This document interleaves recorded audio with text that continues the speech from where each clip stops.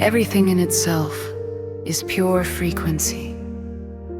When it comes to the surface, a true essence. With what it may be in agreement with, what it may always be important. That's the question. It is not truly felt. That comes immediately into one's own mind. With total clarity, without losing clarity, through self-knowledge, one has great certainty.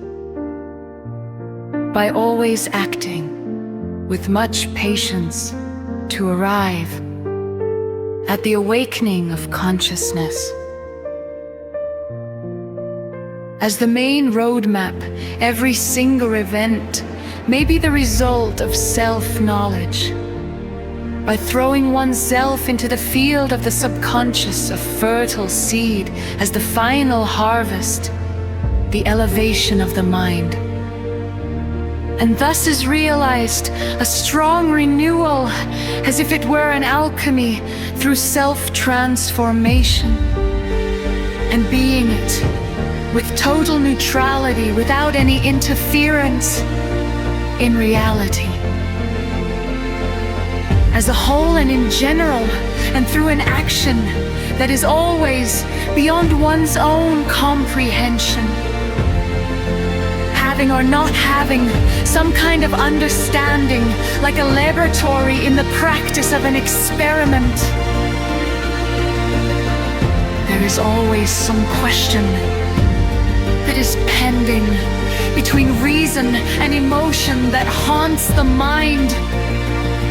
So purely and only in a restricted way that it generates or not within some friction.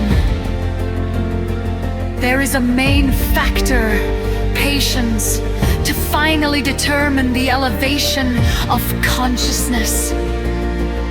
And being it a legitimate consequence of the adequacy of one's own essence. In waves, in the most subtle vibrations that completely balance one's own emotions. By freeing oneself from what is superficial and experiencing what is quite substantial. Finally, everything rises by keeping intact the very primeval essence.